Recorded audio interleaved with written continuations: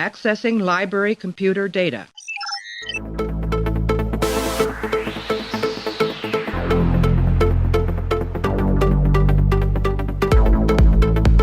to make sure that history never forgets the name Enterprise. Hey everybody, welcome to the Penske Podcast. If you haven't tuned in before, this is a podcast where we are running through all 178 episodes of Star Trek The Next Generation, giving our thoughts and feelings about each and every one. Right now, we're up to nothing. This is a Season 2 wrap-up episode. So we're going to break from our usual format. Let me pull the mic in a little bit here. Sorry if that sounds horrible. We're going to break from the usual format where I would talk about the episode for a bit, show a clip, and then talk with somebody or just by myself. Right now, it's just going to be me talking about what my general thoughts are for how Season 2 panned out. I guess we should start with how this season is perceived. I think Star Trek The Next Generation, the first two seasons are considered to be the worst by far.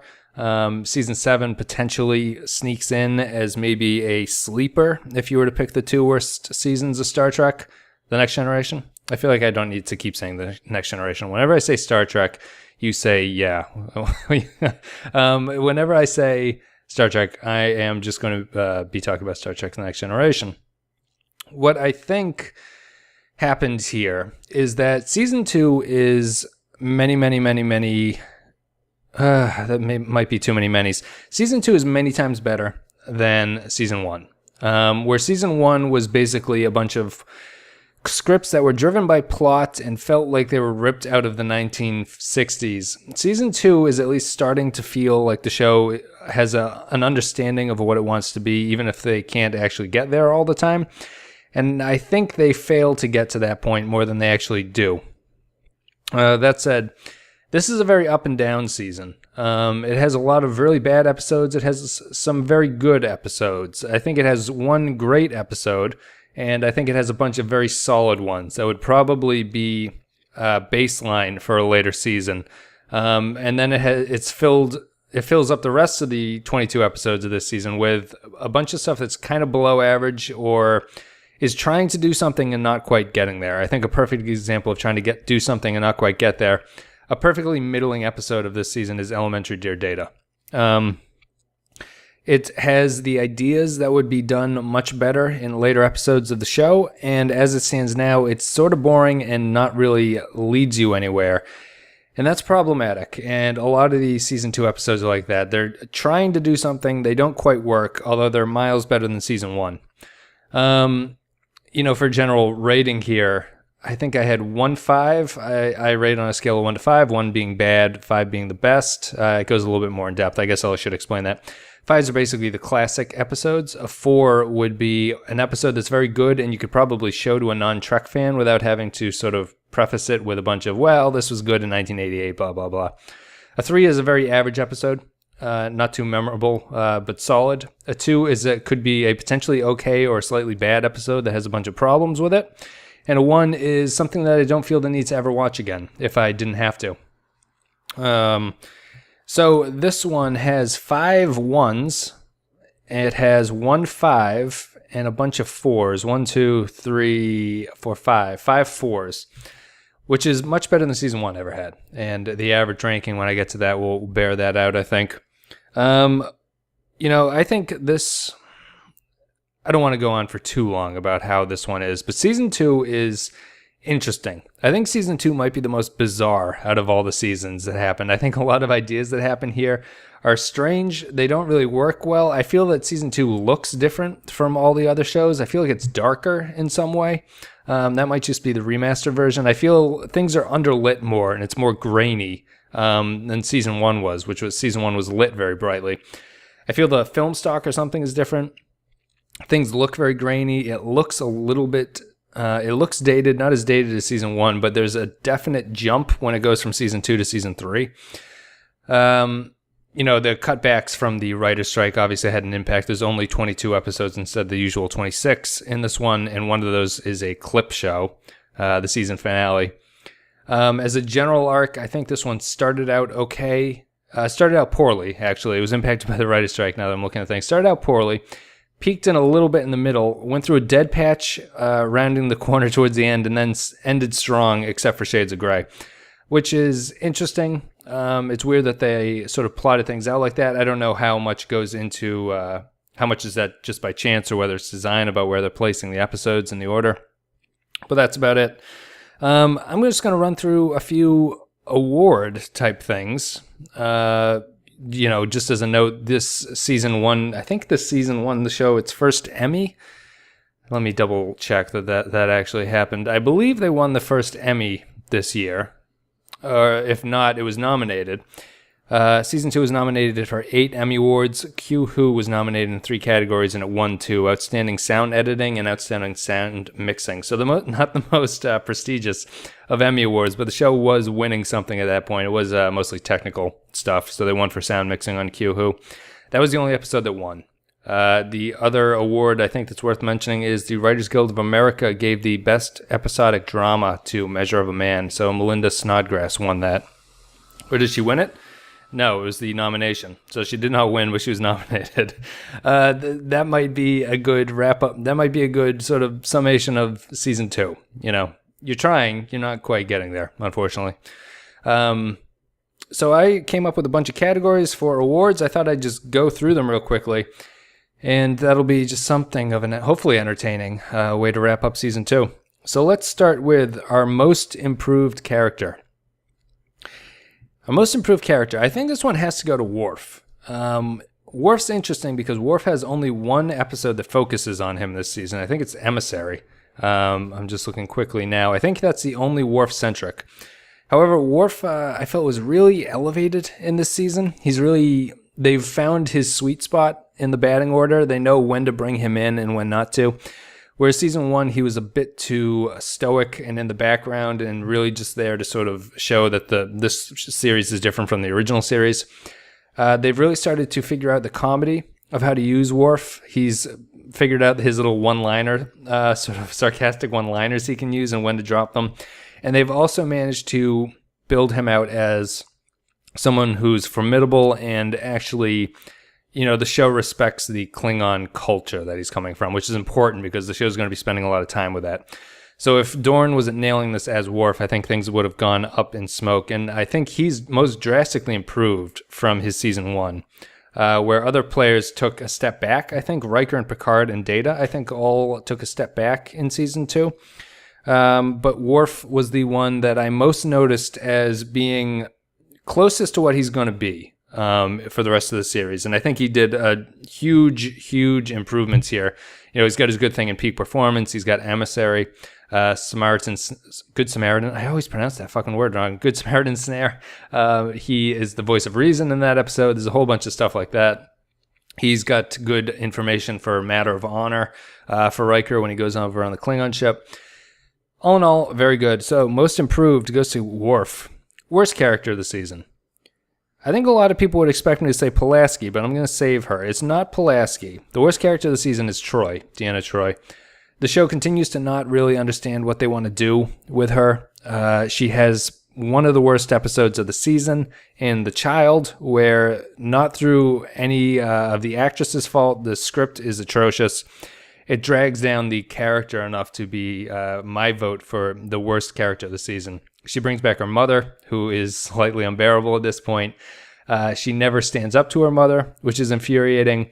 She continues to be pointless in interactions with the aliens because I think they've toned down the something is going wrong statement she would make a lot in season 1. But they haven't found a way to fill that, and now she just doesn't do anything. She's there just as a body in a lot of these episodes and doesn't add anything to anything. Mostly forgettable. I'm looking through the list of stuff now, and I can't think of a single Troi. She's important in Manhunt, but just because her mother's involved. And I think that's pretty much it. Is any of this... Yeah, I can't remember Troy's plot in any of these other episodes. So that'll say something for you. That's why Troi wins the worst character of the season. The biggest lacking character... I don't know, I had a hard time figuring out a name for this award. It's the character who I was most surprised by their lack of prominence. I guess that would be the way to say it. And I think it's Picard. because I had always thought that Picard was going to be the center character of this series, and he has not been. He was a little bit more prominent in season 1. Season 2, he seems to have taken a step back, and he doesn't have that much of a focus. He's certainly in a lot of scenes, and he's in a lot of episodes, obviously. He's still the main cast member, the main build cast member. So he's involved in everything, but there wasn't a lot of Picard-centric episodes going on here. He's important in Measure of a Man, of course, but it's not really about him. That's a Data episode. He is in Silence Has Lease, not really important. He's got... his probably the most centric one is Times Squared, where his double comes back, which is a bad episode. So I don't think that I would really want to think about that one. He's Q Who, he's important there, but that's more of an ensemble piece. Yeah, he's not really involved all that much. There's a surprising lack of Picard in season 2, or a surprising lack of episodes that feature the captain. Riker also took a step back, but that might have just been more the fact that he's very prominent in season 1, and I didn't remember that, and he might have stepped back to a more reasonable role in season 2. So the biggest lacking character, or however you want to phrase it, is Picard. So, Least to Beast, that's the name of this award. This award goes to Dr. Pulaski. Dr. Pulaski is interesting in this. She starts off horrible. Probably one of the worst characters the show's ever done. And she develops over time into something that's actually pretty interesting. By the end of the season, she's probably one of the best rounded out characters that the show has. And every scene that she's in, she brings a specific characterization to that character that is different from Beverly Crusher. Where I thought in her first appearances where she's basically McCoy and she hates Data. And she seems to be anti-science, which is obnoxious for a doctor to be. She stays that course up until probably Unnatural Selection, which is her episode that focuses on her and she has to deal with the aging people. And she makes those horrible decisions that any doctor would probably not make. The show seemed to realize they'd screwed her up at that point, and she's missing from a lot of the episodes. A good majority of the season does not involve Dr. Pulaski, which is kind of surprising to me. They brought her back with a vengeance later on, though. I think probably along Up the Long Ladder, which is not a good episode, but she is in Manhunt, I believe, Emissary, Peak Performance. And she has a good, she's not the focus of those episodes, but her character is interesting. Where she had gone from the McCoy, they then turned her sort of into a Beverly Crusher character, where there was nothing distinct about her from Dr. Crusher. That's when they took her out of there. They brought her back, and she's sort of a curmudgeon, but she's the most spirited of the characters, if that makes sense.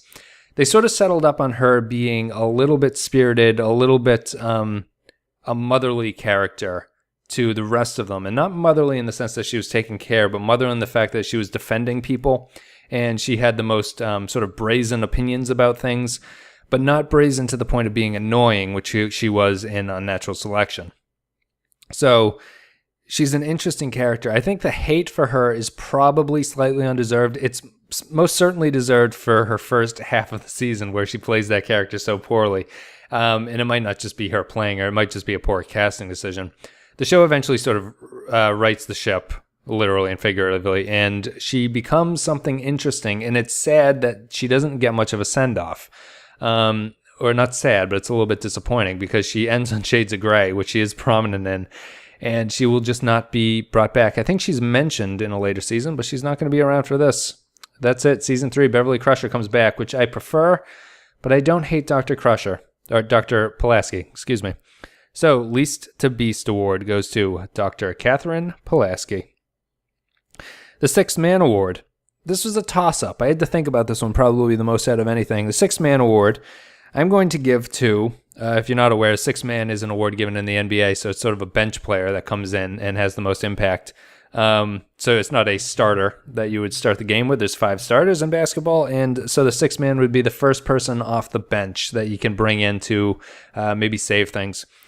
It's between Guinan and O'Brien, right? Those are our 2 options. 2 hugely important characters in a season that was seemed like they really focused on branching out the supporting cast, including Ensign Sonia Hot Chocolate Gomez and Burke, the security officer. The show seemed obsessed with bringing other secondary officers into the fold. I think they did the best job with Guinan and O'Brien. O'Brien is in many episodes of season 2, kind of a surprising amount. He nails his character. He's very funny. He provides comic relief. I love the way other characters interact with him.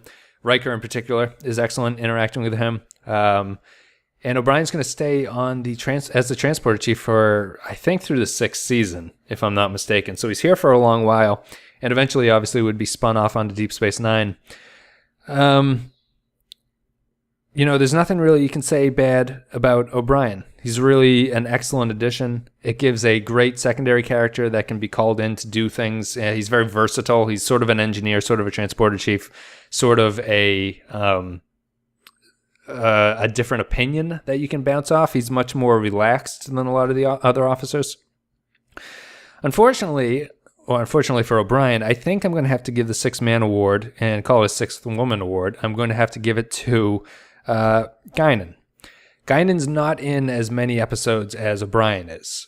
Guinan's importance is she's in a few episodes. She's focused on very heavily in those episodes, and she's mostly an advice giver.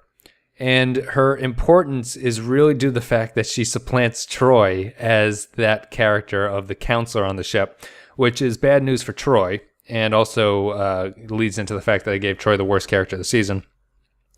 Guinan comes on, is a listener, is a bartender character. People go to her with the problems you'd assume they would go to the counselor with, and Guinan's solutions are much more interesting than Troy's solutions ever are.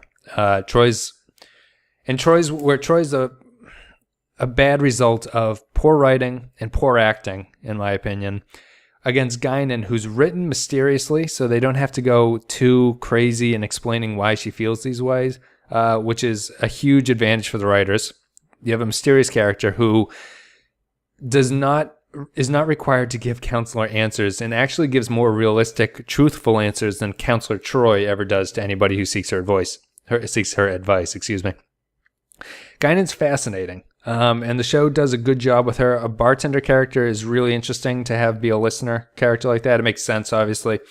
Ten Ford obviously becomes a important part of the show.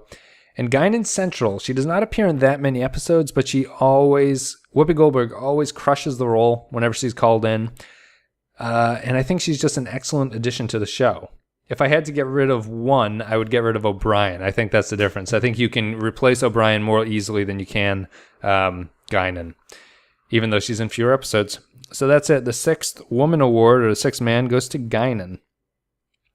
Best Director. I think it's Bowman. I think Bowman had the only scene we commented on Q-Who where he went handheld on a tracking shot of Picard. I think Q-Who might be the best directed episode out of the series. That shot in particular just stands out. A lot of best director is hard. I think I have to start paying attention to the actual episodes and write down what I thought were well-directed episodes. It's hard to go back and remember them for what they are. You tend to remember the script more, obviously, because that's the story that you're given. And director slips by if you're not paying attention to it. I do think, though, going through all the episodes, that Bowman is going to get best director, Rob Bowman, for this, which is fitting. He would go on to become quite a successful director. Best script, I'm going to give it to A Matter of Honor, which is Burton Armus. A lot of people, I think, would go with Measure of a Man. I don't think the script to there is as strong as Matter of Honor.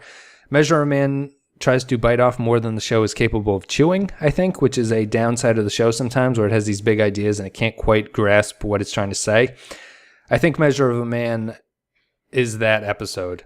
Matter of Honor, I think, is the first episode of the show that really worked well as a script. Everything made sense.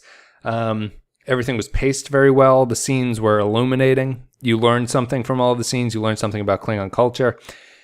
And I think that's important. And I think Measure of a Man is the script here that stuck out the most, where Q-Who might be a more memorable episode, but the structure of that show is bizarre. It has a lot of moments with Sonia Gomez, which you don't care about. The best script, in my opinion, is A Matter of Honor. So the last award I'm going to give out is the best moment of the season. This is a tough one. Not because there's a lot of great moments in this season. I don't know if there are. I think the episodes sort of stick out more than anything. But I'm going to go with the best moment is Q-Who's Picard's quote of "I need you," when Picard has to bite the bullet and admit that the crew needs Q to save them from the Borg threat, which they are woefully underprepared for. I think it's a pretty good scene. I think it plays better in my head than it actually does on screen. But I think the importance of that line is a huge turning point for the series, where the show had gone from season 1's sort of racist humanity thing, where humans are always better than every other species, to a point where humans can't beat everything, and sometimes you just need a godlike being to come in and save your hide. After you've been bragging to him that you're ready to meet any threat head on, he shows you how naive you are, and Picard having to bite the bullet, admit when he was wrong, and ask Q for help is a great turning point in this show. That's a very important theme that the show was not doing well, and Q-Who is the first script that really admitted that the track the show was on was not working out, and you need to fix things in a drama series. You need to actually have some conflict. You need to have things that are better than you. You need to have issues that are too weighty to take on. You need to have foes who can't be beaten. You need to lose. People need to die, etc., etc. So I'm going to give that the best moment, the Q, "I need you" quote from Picard. All right, let's move on to best and worst episodes. I'm going to do the worst first, and I think I learned my lesson. I'm going to count backwards. So the fifth worst episode of the season here is, drumroll please, the Icarus Factor. Riker with his daddy issues. I don't like this episode. I think the script is vaguely offensive. I think it doesn't make any sense. Why the show wants me to side with Kyle Riker doesn't make any sense when the show seems to admit that Kyle Riker is a bad character. But at the same time, everyone is pushing Riker to reconcile with someone who I don't think deserves reconciliation. And the show does not seem to do anything with that. The show is just like, it's better if they forgive and forget, move on. Who cares about how bad Kyle Riker is? And it also had that ridiculous game of Anbo Jitsu or whatever that stupid thing was called, which doesn't make any sense. But that's it. The fifth worst episode of the season, the Icarus Factor. Fourth worst, Le Dauphin. The Dolphin. The fourth worst episode is The Dolphin, which is a Wesley Crusher heavy episode where he has to deal with falling in love. That basically is bad enough. I think you could do that show well if you wanted to. Instead, all I remember are the poor shape-shifting bits from that, the old grumpy woman that has a weird relationship with Worf, and all of that stuff. It's just nothing. It's not an episode that I would ever want to watch again. Wesley Crusher does not need to be prominent in this show. This season has done a good job of relegating him to the background, and unfortunately, he steps forward to helm that one, and it's really not anything worth watching. Third worst episode of the season. This is going to be the shocker. I'm going to put the third worst as Shades of Grey. I know a lot of people think this is the worst episode of the series and maybe of Star Trek in general. I talked about in the Shades of Grey podcast why I didn't think that was particularly fair. I don't think the plot is very good, but I don't think it's any worse than a lot of the worst episodes the show has ever done. It's a clip show, which gets a lot of hate, so the fact that it's a clip show does make it probably the laziest episode that's been done. But I find some of the other scripts to be either boring or annoying to the point where they're a worse show. This one is just really dull and really stupid. And it's stupid because it's a clip show. So I kind of had to hedge my bet here, and I'm not going to say it's the worst of the season. I would never watch Shades of Grey if I had to. I'd never show anyone and be like, this is this is a fantastic episode. You should watch this. It's not even worth saying this episode is so bad, you need to see how bad it is. It's not The Room of Star Trek. If you were to show this to someone, they say, that was a really stupid clip show you just showed me. Where I think for some of these other two episodes, I'm going to say, and a lot of the season 1 episodes that were worse than Shades of Grey, you could show someone that and be like, this is so bad, you have to see it. And I think they would agree with you. So that's it. Shades of Grey, the third worst of season 2. The second worst episode of season 2, Where Silence Has Lease. I don't like this episode. It has another appearance of a godlike being, which was getting really old at this point. I think the show is boring as hell. It's sort of a bottle episode in that they beam over to the Yamato, or whatever the vision of the Yamato is, which is exactly the Enterprise set because it's a Galaxy-class starship. They wander around, Worf screams one Riker, one bridge, and none of it makes any sense. They get out of it, and then Picard just has like a, see ya, Nagilum, and Nagilum says bye. And I think it's a really dumb, lazy episode that I never want to watch. I always feel that Where Silence Has Least is one of the worst episodes of the show. And it's a difficult one to explain why I feel that way. I just do. It's is that good enough for you? I feel like it's lazy, dumb, and it's all the worst tropes of the show stuck into one episode, and I just don't want to watch it.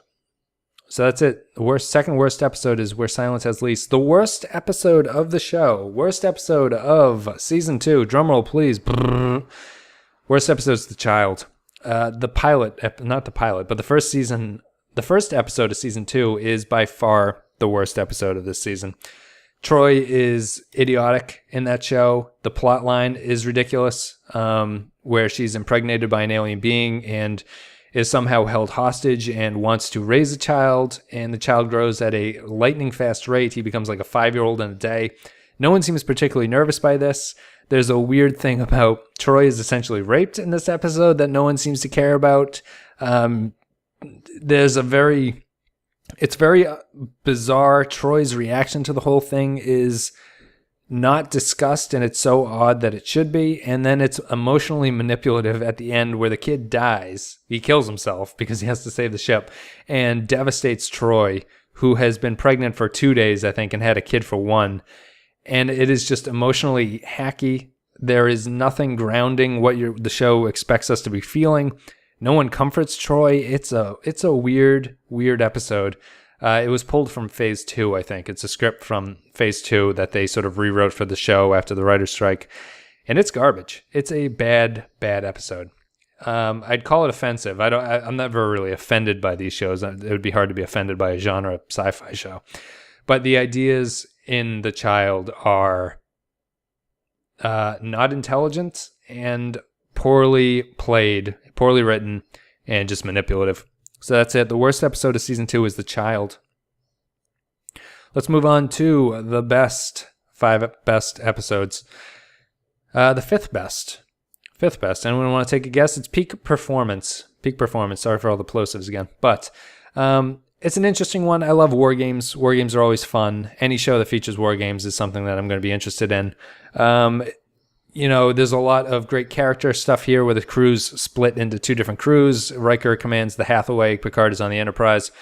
There's a lot of good stuff in that. It features one of the worst acting performances by Ensign Nagel, I think, of all time, who is the ensign on Riker's bridge. She's terrible. But outside of that, it's a clever, interesting episode. It has a good plot, and the characters at this point had developed enough to fill in a plot-driven episode and actually make you feel right. It's not just driven by plot for plot's sake. The characters are actually very important into it. So the 5th best episode is Peak Performance. 4th best might be controversial. I think people consider this one to be a top 10 episode of the series. I don't think it is. It's Measure of a Man, 4th best episode. Still very good. It's still good for the season. I don't know how good it is in terms of the overall show. I think, as I mentioned before, the episode bites off more than it can chew. And it doesn't particularly hit the Data being a sentient creature as well as I think it could have. I think that the enemy in that show, I can't remember his name, the doctor who wants to take Data and dissect him, is played a little bit too villainous for what the show is trying to do. I would have preferred if he was more straight ahead and there was a legitimate ethical debate about whether or not Data's alive, as opposed to making this villainous sort of cartoon come in and just be like, I'm going to cut open Data and there's nothing you can do about it. It's an interesting script. Melinda Snodgrass wrote some of the... She didn't always hit the nail on the head. I don't know if that's because of rewrites or whatever. But her scripts are Star Trek in the fact that they're theme heavy and they explore a big idea. I don't think the show is capable of doing it as well as it would be. Not that the show ever gets really great at doing that, but they certainly do get better. And this is a little bit too early for that to happen. So the 4th best episode, Measure of a Man. 3rd best episode, controversial one here too, probably more controversial, the Royale. I love the Royale. I will probably always watch the Royale. I think it does a lot of good stuff. I think it hits a lot of different tones that are very difficult to do. I think the comedy in it is probably some of the best comedy the show would ever do. Picard sort of dealing with the book is great. I laugh just thinking about it, which is geeky and stupid, but it's a lot of people don't like the Royale, and I love the Royale. I think it gets around the holodeck thing by having source material be bad is a great out for that show, and I think the show does an underappreciated job of explaining why that's important and why that's cool. It's the Royale, you know? It's creepy. It's got good stuff. It's got a horribly cheesy set. It's got a story that doesn't make sense, but it somehow does make sense. It's got people on the bridge waiting for Riker, Worf, and Data to get out of there with their head in their hands. I think it's enjoyable. It might be enjoyable in a very meta sense, but I enjoy thinking about it and watching that episode. Third best episode of the season, the Royale. Second best episode, Matter of Honor. Probably the first really, really good episode the show did. Matter of Honor is very strong. It explores a lot of things very well. The stuff on the Enterprise with the Benzite is a little bit more weak than the stuff with Riker on the Pa, or whatever that ship is called. This is the officer exchange program episode where Riker serves on a Klingon ship and the Enterprise gets a Benzite. The Benzite stuff is weaker, but it makes sense in context, and his plot ties into the A plot of Riker fairly well. It's just that the alien is more annoying than I think he needs to be. But I really love this episode. I love the Riker fight scene. I love Riker having dinner with the Klingons. I like the fact that it's the show sort of molding the two cultures together and showing why they're different and why they can actually get along at this point. It's got a decent plot mechanic about why there's tension in the show. The conflict actually comes from somewhere. It's very, very good. I enjoy that script. I think it's well written. The Enterprise stuff could be beefed up a little bit, but at this point, you're not going to get perfect episodes. I just really like Matter of Honor. I think it's intelligent, and I think it shows something. It's a little bit of it differentiates itself from the original series. A Matter of Honor is a next generation take, and I think that's important. So that's it. The number 2 best episode of the season, Matter of Honor. And the best episode, it's no surprise, it was my only 5 of this season. The best episode of the show, or the best episode of the season, is Q-Who. It's important. It changes everything about the tone. It changes everything about what the show is saying about humans. It introduces the Borg, which can't be understated. Probably one of the best alien inventions that the Next Generation gave to the Trek universe. It is bizarrely constructed. It's a weirdly constructive episode.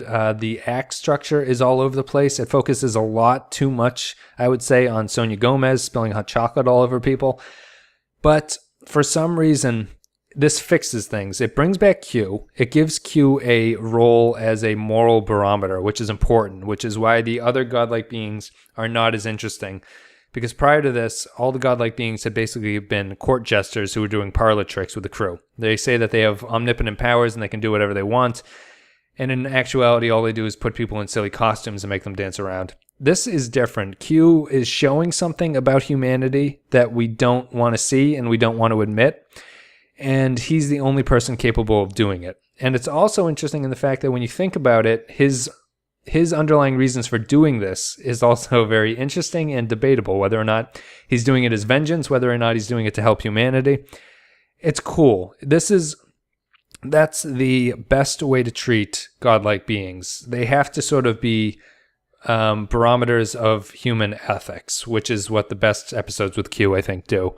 And this is the first one. Introduces the Borg, gives us a very good ethical thing, makes Picard get down on his knees and beg. Humanity is shaken, and it's going to fire off a lot of great plots in the future. So that's it. Q-Who, Maurice Hurley's best contribution to the season by far, and Q-Who is the best episode of that season. So the average for season 2, where the average score for episodes in season 1 was 1.84, the average for season 2 turned out to be 2.55. So it's an improvement. It's somewhere stuck between a 2 and a 3, obviously. which makes a lot of sense. There's a lot of ones dragging this overall score down. There's a lot of fives that raise it up, and there's a lot of middling to not very good episodes in the middle. So 2.55 for season 2. That's it. Thank you guys for listening. Hope you enjoyed this recap, this wrap-up episode. A couple of awards. Let me know in the comments if you're watching this on YouTube what you thought, if you disagree with any of those awards, all that stuff, and a like or dislike, whatever you want to do. Fuck it, whatever. Just hit one of those little thumbs.